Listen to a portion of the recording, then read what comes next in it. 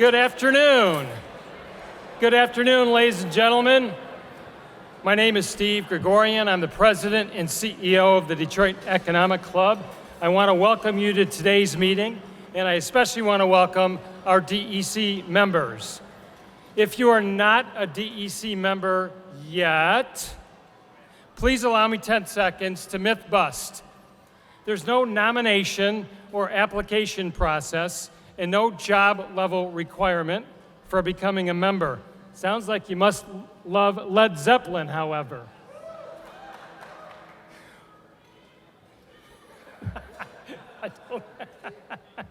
We're just looking for people who want to build their networks and learn from thought leaders on stage. So you can sign up at econclub.org. As we get started with the program today, I would just kindly ask you to silence your cell phone so we do not disturb today's program. So you already know that one of the traditions at Detroit Economic Club meetings is we always begin with the Pledge of Allegiance. I thought it would be appropriate, given today's topic and speaker, to have a member of our military lead today's pledge. Major General Daniel Mitchell is the commanding general for the U.S. Army Tank Automotive and Armaments Command at the Detroit Arsenal, which is based right here in Warren, Michigan. And he will lead us in the pledge today. So, ladies and gentlemen, please stand. All right, raise your right hand or put your hand over your heart. I pledge allegiance to the flag of the United States of America and to the republic for which it stands, one nation, under God, indivisible, with liberty and justice for all. Hey, thank you very much. Thank you, Major Mitchell. I want to say hello and thank you to two elected officials today. Please welcome Congresswoman Brenda Lawrence. Where are you, Congresswoman Lawrence? Somewhere? And the Mayor of Sterling Heights, Michael Taylor. Please welcome Michael Taylor. And now, because it's such a special DEC meeting, I invite all active and veteran military members to stand so we can welcome you and thank you for your service to our country.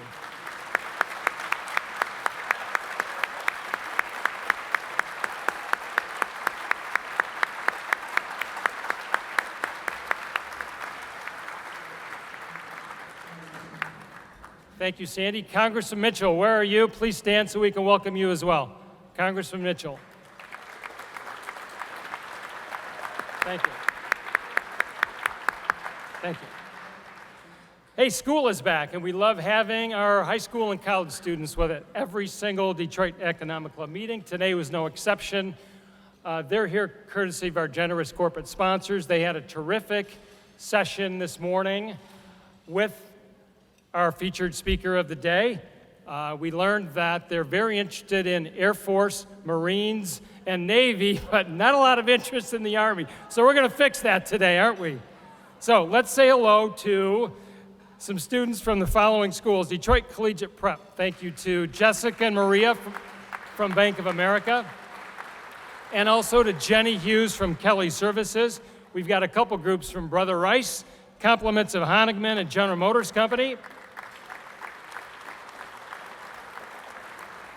Wayne County Community College District, thank you to the great folks at Warner, Norcross, and Judd.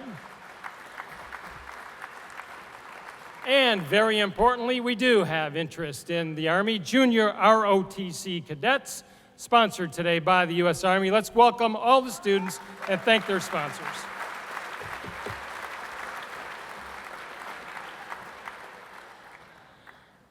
A couple things on your table. Our sponsor brochure. We would not be here today if it wasn't for the generosity of these corporate sponsors. Please take a look at those. Patronize those businesses as often as you can.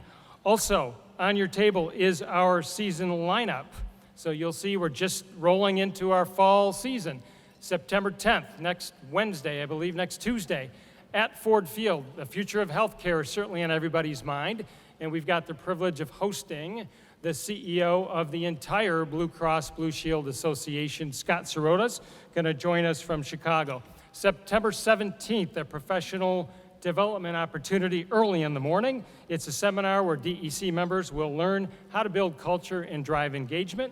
And one of my favorites of the year, September 27th, our 5th annual Young Leader Conference. Here to tell you more about that opportunity is Young Leader Board member Christy Till from Stratacom. Please welcome Christy.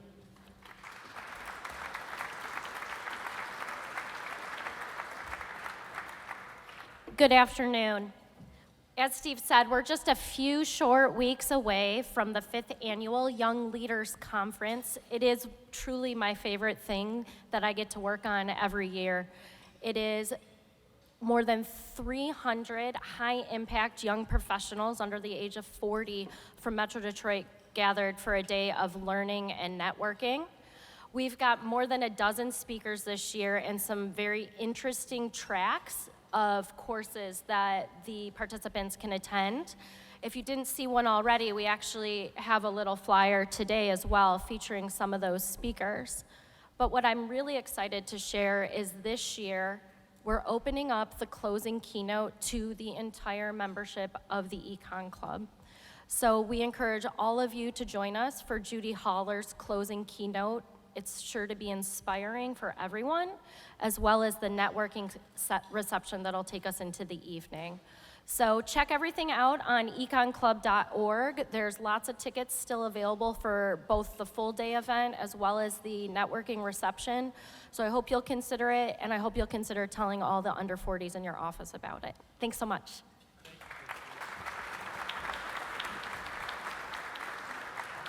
Thank you, Christy, and thanks for all you do for the Detroit Economic Club and the Young Leaders programs. A quick but important thank you to Detroit Public TV and Lawrence Technological University for partnering with us today on the live web stream of today's program. A couple other things really quickly. We encourage you to tweet today using @DebtEconomicClub. And I'd love to talk about the history of the Detroit Economic Club quickly. We've got this incredible 85-year history of speakers we're going to share with you quickly. General Murray, you, sir, now join a distinguished list of many other speakers who graced our podium on this day. One in particular stood out, and this one did so because of the year and the topic. 1964, 55 years ago, right on our stage, a gentleman named Averell Harriman, former U.S. Secretary of Commerce and Governor of New York. He delivered a speech titled, "Will Khrushchev Live Up to the Letter and Spirit of the Latest Nuclear Pact?" So it's such an incredible history. I love to share that. Today we're pleased to add you, General Murray, as another speaker in our long line of distinguished speakers on this day in DEC history. So congratulations and thank you for being with us.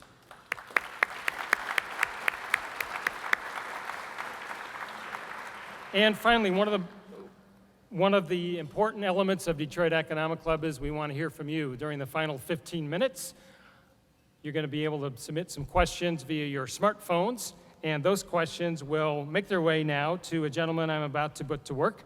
Chip McClure is managing partner of Michigan Capital Advisors, but first, he's got a military background. I think it's important for you to know. He was a lieutenant in the Navy and in active duty from 1975 to 79.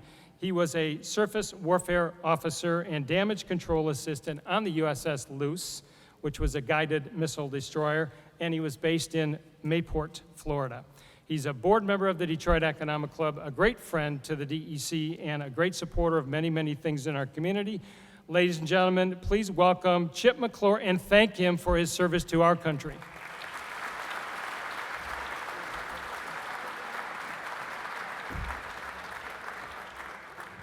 Now, General, just for the record, I did not put the students up to ask the questions about the Navy. But first of all, thank you and good afternoon to everybody here today. It's great to have all of you here, and it's my privilege to introduce both General Murray and Tammy Carnreich to the stage in a moment. Let me start with General Murray. And General John Murray is the Commanding General, Army Futures Command.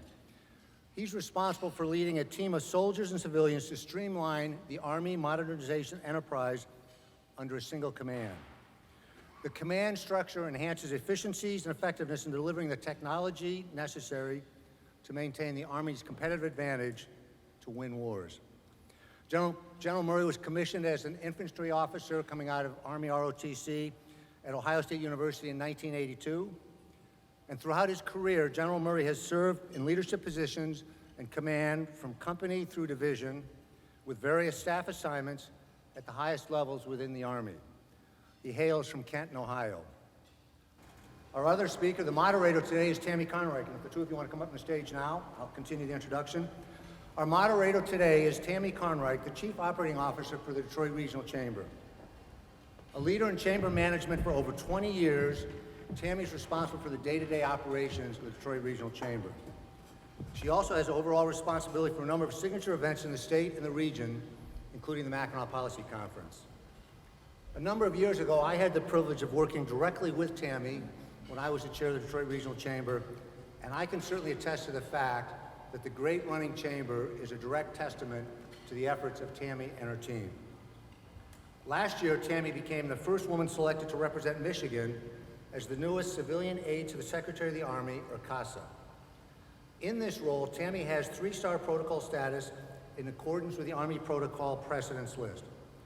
Among her many responsibilities in this position is Tammy provides advice to Army Secretary Esper, military commanders, and senior leaders on public sentiment as it relates to the Army. Ladies and gentlemen, please give a warm Detroit Economic Club welcome to General Murray and Tammy Conright.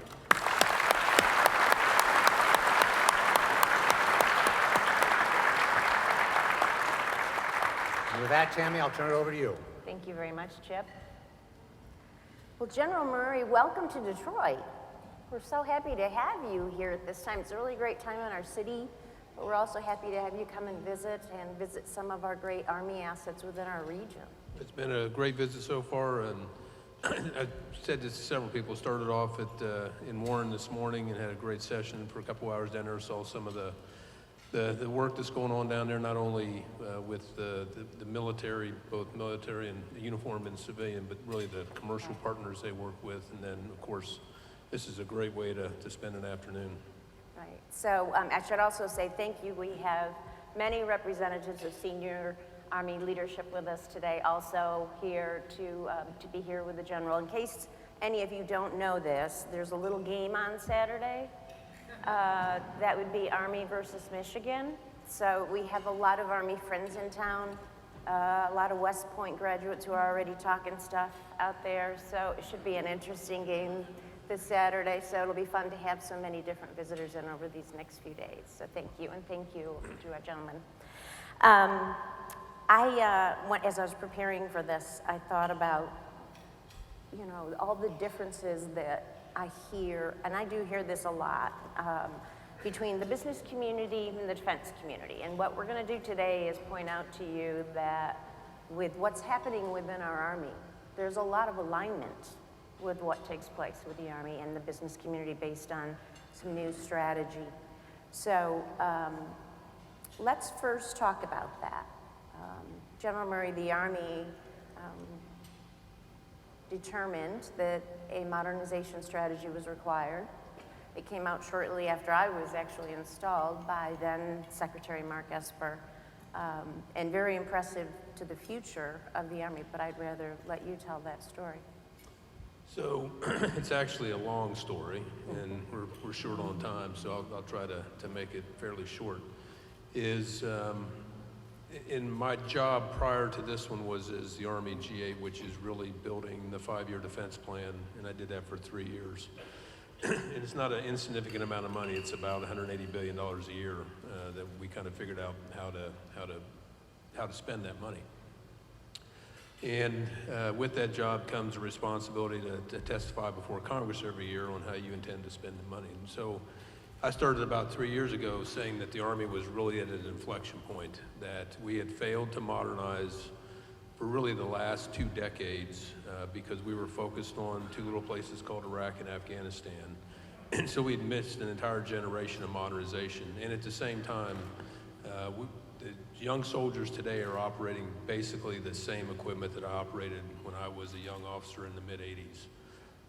And we've upgraded that significantly over time, but you run out of physics in terms of being able to upgrade existing equipment. So that combined with the fact that we had a new national defense strategy, and it was really a focus on great power competition with 2 specific near-peer adversaries, Russia and China, and the fact that we got significantly better in terms of resources than we were in 15, 16, 17 when I first went to the Pentagon as the programmer. Really gave us an opportunity to begin to do both, which we couldn't do before. So maintaining current levels of readiness and really begin to focus on how we modernize the Army for the future. The Army wasn't organized to do that, and so really starting in about 2015, General Milley at that time, the Chief of Staff, really with some help from Senator McCain, had the brainchild of Army Futures Command. Secretary of the Army at the time wasn't in favor of it, so it kind of got put on a back burner for a few years, and then when first Ryan McCarthy and then Mark Esper came in as the acting first secretary and then the Secretary of the Army, really caught fire, and we stood up Army Futures Command.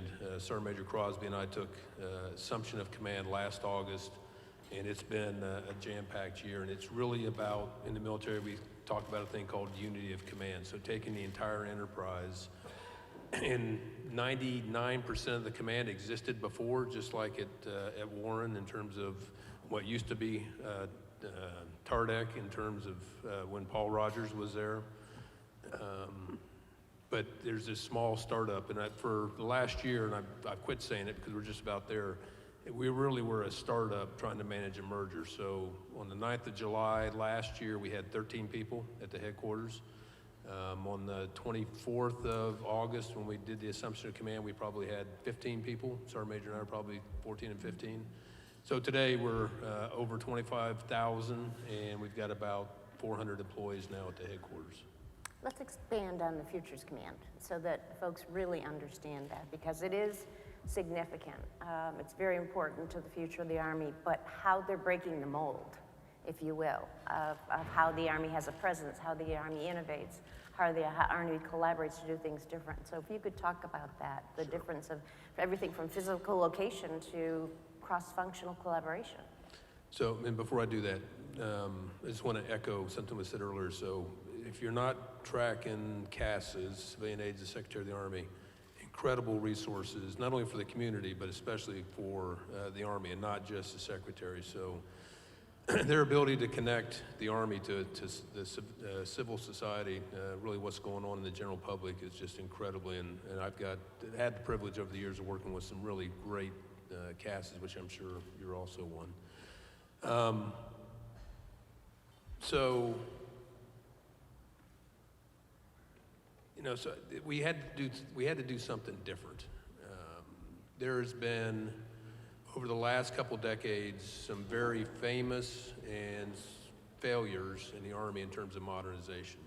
So there were things like the Crusader, which was supposed to be the next self-propelled howitzer. There were things like the Future Combat System, which was supposed to replace all of our ground combat vehicles. There was the ground combat vehicle, there was the, and I've forgotten the name of it now, but a next generation aircraft that ended up being the Comanche, that ended up being a failed program, to the tune of probably $30 or $40 billion worth of invested research and development that most people would say ended up in nothing.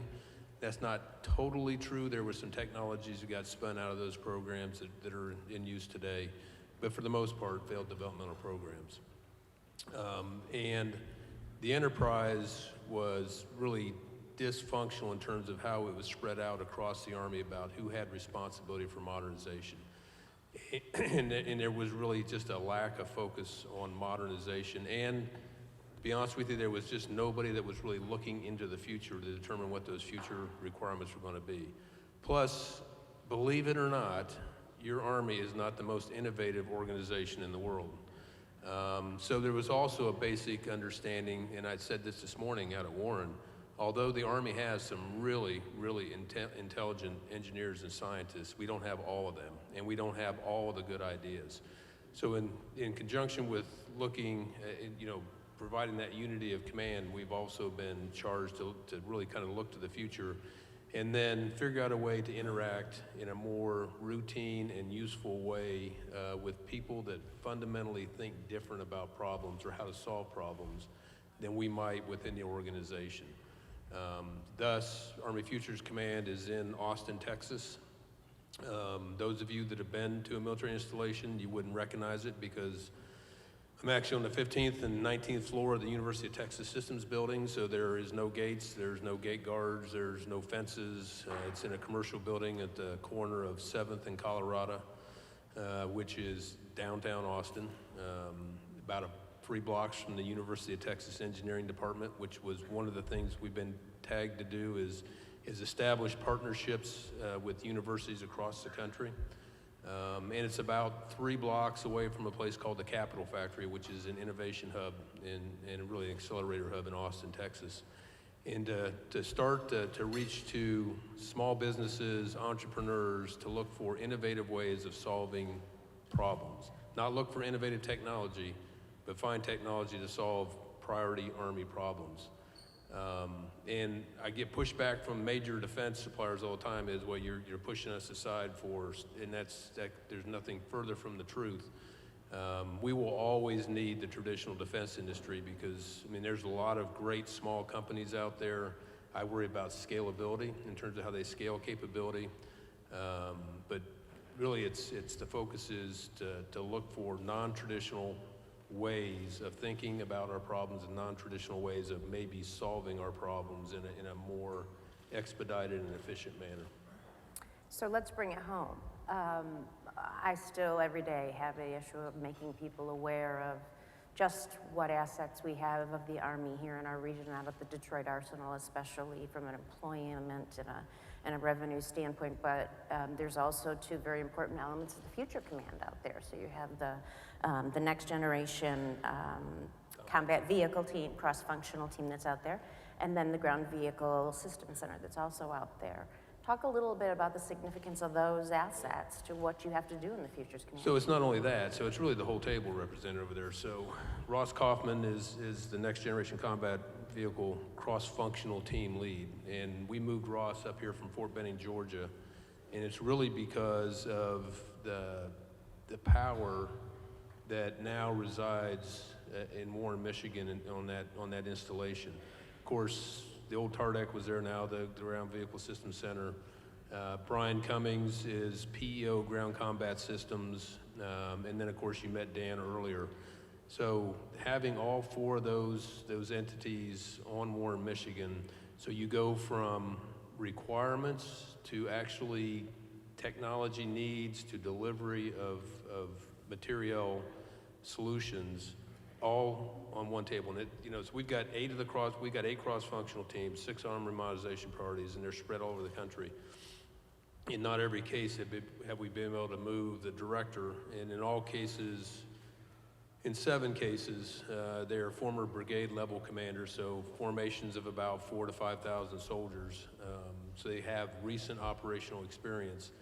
This partnership between the requirements owner, which that cross-functional team director is, and the acquisition professional, today represented by Brian Cummings, has probably been the most powerful thing we've been able to do. And then in Warren's case, to be able to put it with TACOM and GVSC has just made that, and I talk about Team Warren every place I go because it has become the model for what we're trying to accomplish. This is spectacular, and that's where I had said earlier about there is so much alignment between business and defense. Warren is a great example. It's just sometimes the titles and the communications aren't the same, but Team Warren's easy to remember. Team Warren is, yes. But I mean, for example, the program executive officers, I mean, those are significant positions, and so there's such close alignment. It's just we have to get our communications better aligned. But so I want to talk about something that's going on here in Southeast Michigan that we're very proud of, and I think you're probably seeing across the United States, which is the close collaborative work between defense and the automotive industry. And obviously, we consider ourselves the global epicenter of the automotive industry. We're spending a tremendous amount of time talking about next generation mobility. I mean, great work going on in that respect. So future innovation and technology can come from those types of relationships. Can you talk a little bit more about, are we leading there, and are there areas of the nation we could learn better from? So I think I saw a demonstration of that today, actually this morning out in Warren, to where the Army's obviously interested in autonomy, and actually I rode in a leader follower, so semi-autonomous vehicle following a lead truck, and then had a demonstration of a completely teleoperated vehicle that was smart enough to figure its way around obstacles. And then I think I saw, and I won't mention the company because I don't think they're here, but a pickup truck that we've really learned from in terms of potentially our next engine in our combat vehicles, and really engine transmission combination. So I do think that that's what you just described is not new. That's been going on for a lot of years in terms of the close partnership between the team at Warren and the automobile industry. And I do agree, and I was very happy that General Motors came down to visit me in Austin a couple weeks ago, that GM is interested in, and actually is bidding on one of the programs we have going on right now. So GM back into the defense supply industry, I think is critically important. Just because the competition is not where it needs to be for the U.S. government. But I do think we can continue to learn. And we're not there yet on autonomy, and I ask the question I always ask is, okay, can that thing tell the difference between a shadow and a ditch? And the answer is no, because the technology is just not there yet. But as we progress, I think that partnership, we wouldn't be where we are today without that partnership, and we won't get to where we need to be without that continued partnership. And that's not going to happen any place else in the world except here in Michigan. We actually have a great opportunity here for mobility startup companies to work with larger automotive companies run by our Mish Auto program. It's called the Landing Zone. How will the Army encourage more of entrepreneurs to be able to access into the Army to provide their innovations and technologies? That's a great question. Something that I dug into today, and Jeff just sponsored his first pitch, for lack of a better term, and I forget what you called it, but it's flash to bang. To where, and Jeff, I don't know how many companies, small companies came in to introduce technologies that in some cases we had no idea existed. And you talked about, we were, unfortunately, nobody does budgeting like the federal government does, so it's a little bit difficult for me to say that we are very agile in our funding, but we're trying to figure out how we can become more agile in the way that we can resource some smaller companies. For the defense primes and big companies, they can absorb, waiting 2 years to get into the PALM process. For these small startups, I mean, it's often the rent and the food on the table they're talking about if they don't get paid on a pretty routine basis.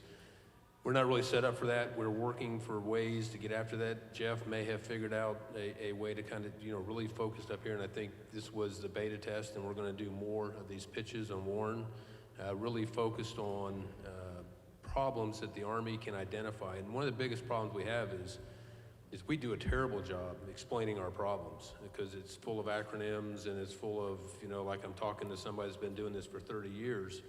I mean, the most recent example we had, which is really a great example, is we had an event in Austin. It was all about autonomous resupply, and it is for field artillery units. And a field artillery projectile weighs about 155 pounds, 97 pounds. It's a 155 millimeter, 97 pounds.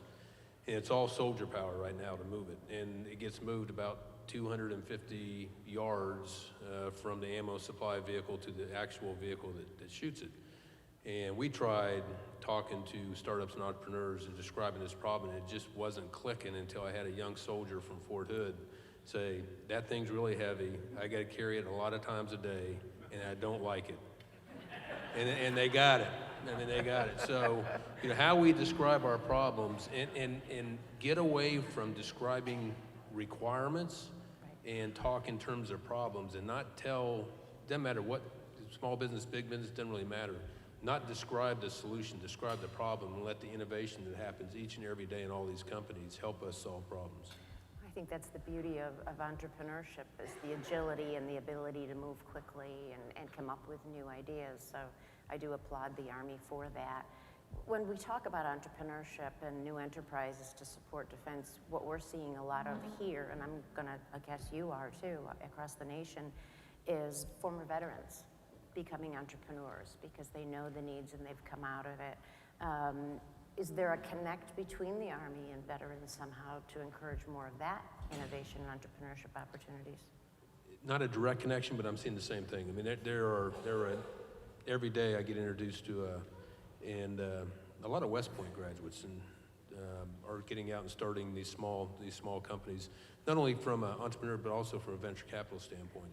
And that's another thing we're kind of digging into is how can the U.S. government take advantage of venture capital investment, which is also kind of a tough nut to crack, and we're still struggling with that one. But I think the veteran community, and I think you hit it on the head, based upon their experiences, have an ingrained understanding of what the problems are that doesn't necessarily require an explanation. They can figure that out pretty quick in terms of and I tell this, so I get introduced, I'm probably in Austin no more than 2 days a week, so I'm all over the country. I get introduced to all kinds of really cool things, but I'm not necessarily in search of technology looking for a problem. I'm in search of help me solve one of our fundamental problems.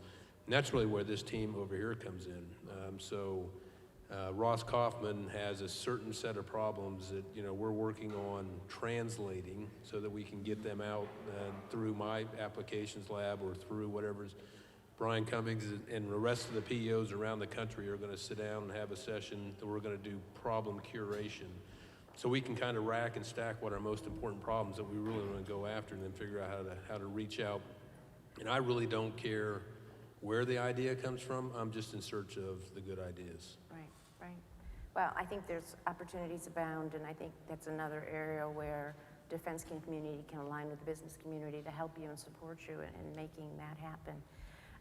Let's talk about our nation as it stands right now. The Army obviously has a lot of demands, and you are constantly challenged with what's going to happen in the next budget, which can affect that.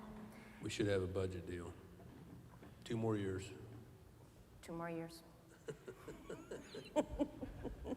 But what I want to know, most importantly, because we are waiting for the budget, and we're starting to cut into our budget for new things like a wall, a border wall, but something new called Space Force. Is that going to be a reality, do you think? I think so. And I haven't been, well, I was in the Pentagon yesterday, but I have not been in the Pentagon for over a year now. And the amazing thing about it is, I mean, you lose, probably on purpose, complete touch of what's going on inside the Pentagon when you're 10 miles outside the Beltway.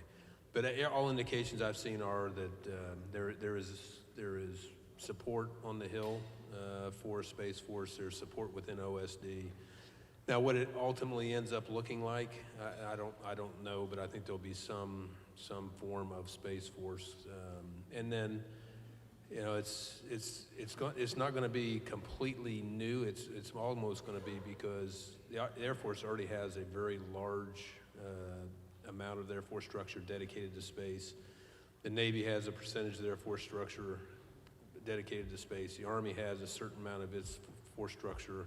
So I think it's almost what I went through the last year. It's going to be more of a merger of capabilities than it is an outright grow the overall size of the armed forces. So the impact to the budget is not known at this time. And I don't want to miss the point. So 2-year budget deal in 18-19, 2 more year budget deal coming up here. So 4 years of very stable funding where we can actually plan against the top line has just been hugely helpful, and Congress has done that for us. And then it remains to see what the out years look like, but the projections are right now flat, which is better than down, but we'll see. And then the Army has, over the last 2 years, scrubbed its own budget and come up with just north of $30 billion to reinvest into the Army's modernization priorities. And so we're doing all we can to make sure that, priorities get funded first as opposed to when they can. Right. We're very fortunate here in Michigan that we have some strong leadership from our state representing us in Washington that supports us as it relates to those kind of budget needs. So you talked about how it's going to have to become a merger of many to get there. That requires some really strong leadership from all of the different entities. Today we had the opportunity to talk to groups of students who wanted to hear from you. We had a great group of ROTC students, but you know, there's challenges in recruiting today, and there's misunderstandings about that, about serving. We have a great group of ambassadors here who can spread a message. Let's talk about that. How important it is and what the incentives are for students to look to a military future, to go the RTC route, to get a scholarship from the Army. So I think it's important to realize, I mean, and it is a fact. If you look at the American population, it's less than 1% are actually in uniform. Actually, it's much less than 1%. Across all 4 services are actually in uniform.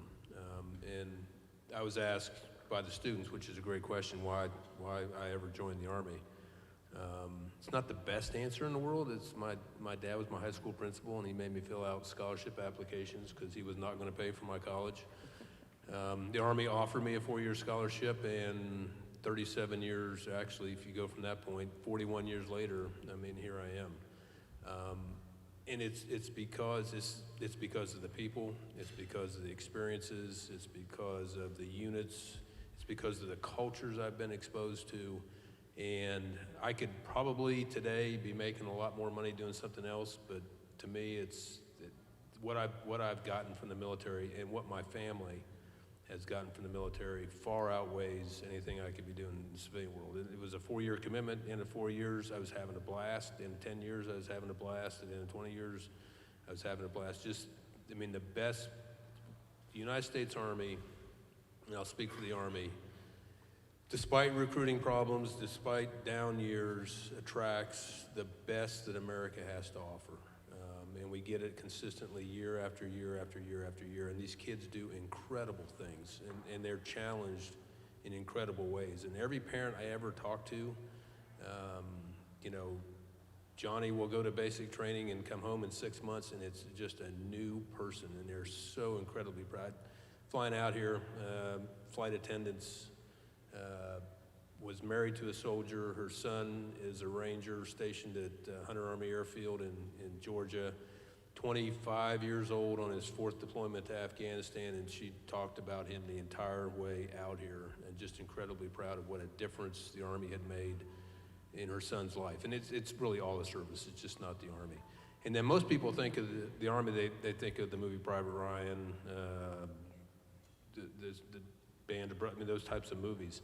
I mean, the Army is just not infantrymen. I mean, the Army is scientists, it's engineers, it's nurses, it's doctors, it's truck drivers, it's anything you can imagine. The Army has an occupational skill that will, even if a soldier stays for 2, 3, 4 years, we have focused significantly, and most soldiers don't make a career, on transition. So how do we set that soldier up for success? When I was a commander at Fort Stewart, Georgia, Georgia Power was in need of linemen, stringing, and probably really need a lot right now, stringing electric line.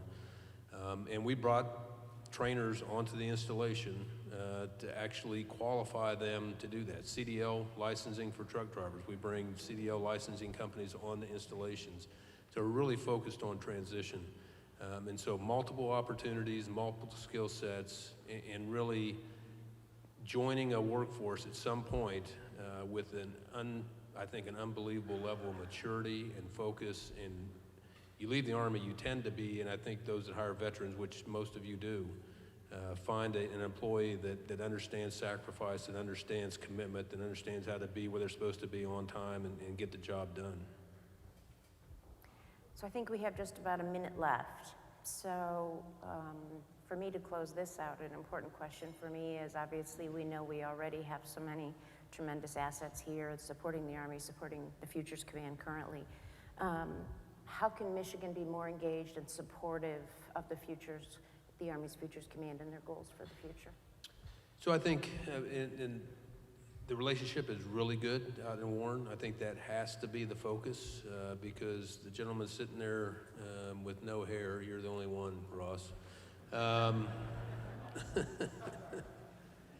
So, you know, where the Army goes in terms of ground combat vehicles, to include robotic combat vehicles, I mean, he's going to determine that future. So he is the requirements owner for where we go on ground combat vehicles.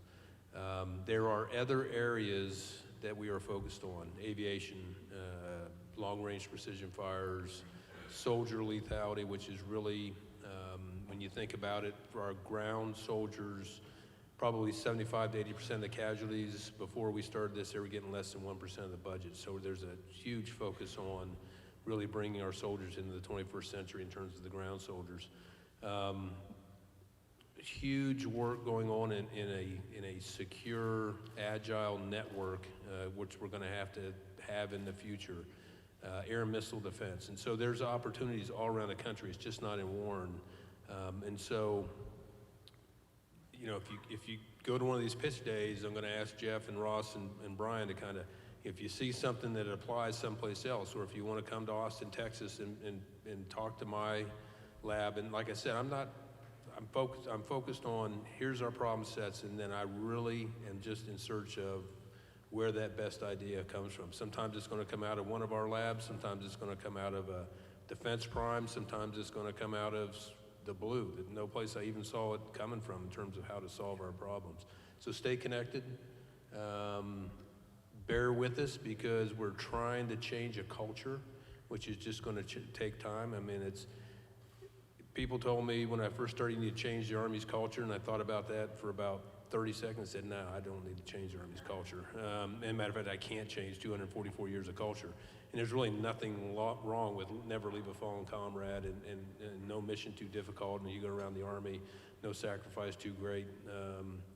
And there's nothing wrong with that culture, and we have built some incredible organizations based on that culture. But we are very risk adverse, and that is part of our culture in terms of acquisition, in terms of contracting, in terms of a lot of things. We avoid risk at all costs, to the detriment of being able to keep pace with innovation, to keep pace with technology, to keep pace with anything really. And so it's just going to take time to change that culture of risk aversion and really make people think about things differently than they thought in many cases for the last 20 or 30 or 37 years. Sir, it's truly been a pleasure having a conversation with you, and we hope you come back again. And I think at this point we're going to transition for some questions from the audience, but thank you for all your great comments. Thank you, Tammy.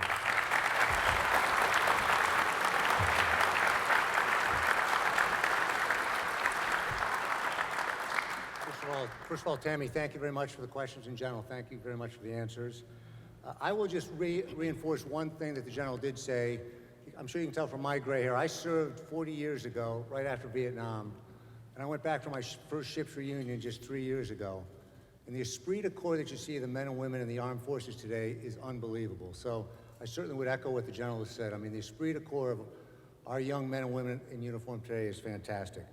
And I've just got a couple questions that have been kind of coming in from the audience today, and I want to thank you for that. And General, I guess the first question I was going to ask, and kind of a follow-up on some of the technologies you talk about, there's a lot of discussion these days about climate change. And I guess the question as you kind of look at that from kind of a technology sourcing and as you bring product into things to provide to the military, how does one consider climate change in that? So I think it's probably not much different than the automobile industry is looking at it in terms of reliance on fossil fuels. And so the M1 Abrams tank is the best tank in the world. We get about 1 mile to 3 gallons on the M1 Abrams tank, so it is a gas hog. JP8, so high-grade diesel. And we have got, and then of course, anytime an Abrams tank battalion goes someplace, there's about 8 or 9 fuel tankers behind them just to get them through the day. So we have got to figure out how to capitalize on what's going on in the commercial world in terms of hybrid engines, electric engines, and that work is going on. I know it is. The problem is the Abrams weighs 80 tons, and so that's a pretty powerful hybrid electric or electric engine to get there, but that will come. And so that's one way we're looking at it. And the other thing is really power storage. So the average soldier today in his rucksack is probably carrying about 40 AA batteries to power everything between his rifle scope to his radios to his night vision goggles, just to get through a 3-day mission.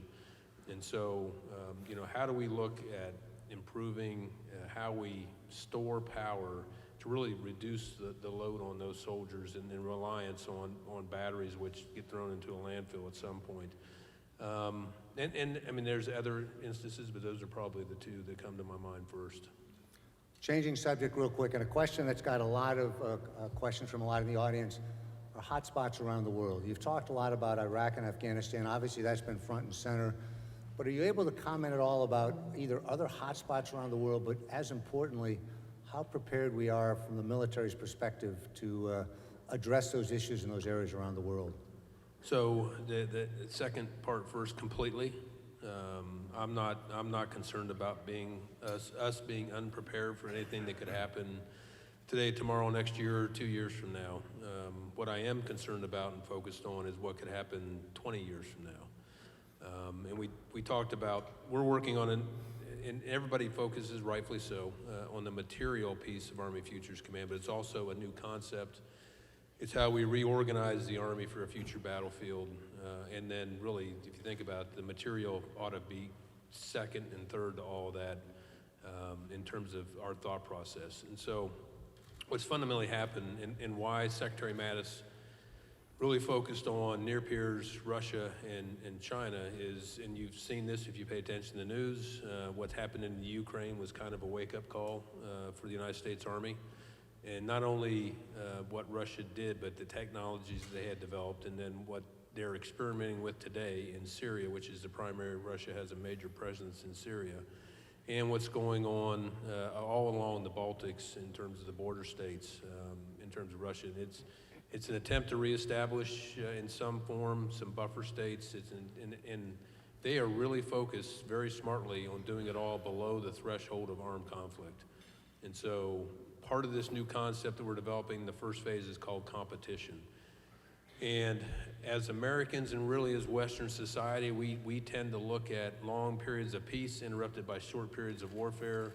The rest of the world looks at it as constant competition from a diplomatic, informational, military, and economic standpoint. And that's what's going on in the Baltics right now. And then a longer term, if you look at the South China Sea, the Belt and Road Initiative that China has going on, open publications where President Xi has said by 2049, the 100th anniversary of the founding of the Communist Party in China, that we will be not only a regional power, but we will be the one and only world power, and we will really, not his exact words, but control the way the world works. So the Westphalian concept that was in place after World War II kind of take that over. So I worry longer term. Near-term readiness, I'm good. Hotspots around the world, I'm good. We'd love to get out of the Middle East, but unfortunately the Middle East is not done with us, so there will be, and the threat of terrorism and operations against violent extremists for the United States military, I don't think by the time I am not only out of the service, time I'm gone from this earth, that we'll be done with it. I think that's just a generational thing that we're going to have to continue to be concerned about, because the root causes of all that has never been addressed. And the last question I have before I turn it back to Steve is, we need some predictions from you. We'll start this weekend. You want to start the last week in November? No. We'll first start with this weekend, Michigan Army. Army. Okay. So I was at the Oklahoma game last year, and we came this, and I was going to say this up front, it's, and if you go to the game, I think you'll be amazed. Those kids are amazing young men. And if you get in the stands, amazing. If you get a chance to talk to them, just amazing young men and women.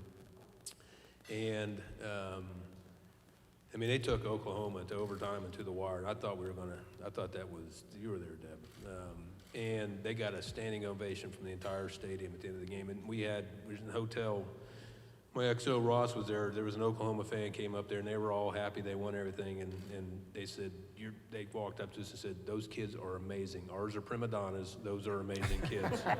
And then there was a picture on Twitter the next day where the Oklahoma equipment manager went into the Army locker room and it was completely clean. Trash emptied, trash taken out, floors swept, and it's just, I mean, it just went viral. So if you get a chance, despite the outcome, if you get a chance to talk to either kids in the stands or kids on the field, please do, because they're just amazing young Americans.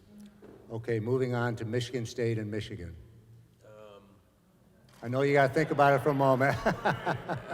I'm not sure I care, but I'll say, I'll say Michigan State. And then finally, the November game. 8 in a row. So with that, I'm going to turn it back to Steve. General Murray, thank you very much.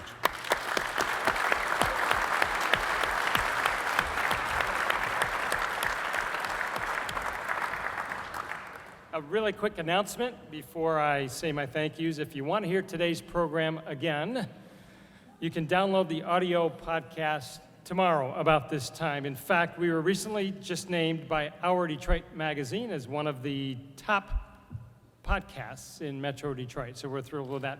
General Murray, thank you so much for your service to our country and for choosing Detroit and the Detroit Economic Club. Tammy, forget about the Detroit Regional Chamber. I already talked to Sandy over here. You're just going to be a full-time moderator. You did a great job, so thank you.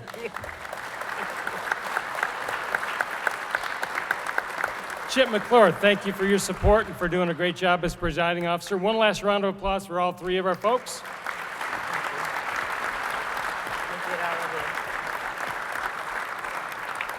And like I say, on time, every time, thank you. This meeting is adjourned.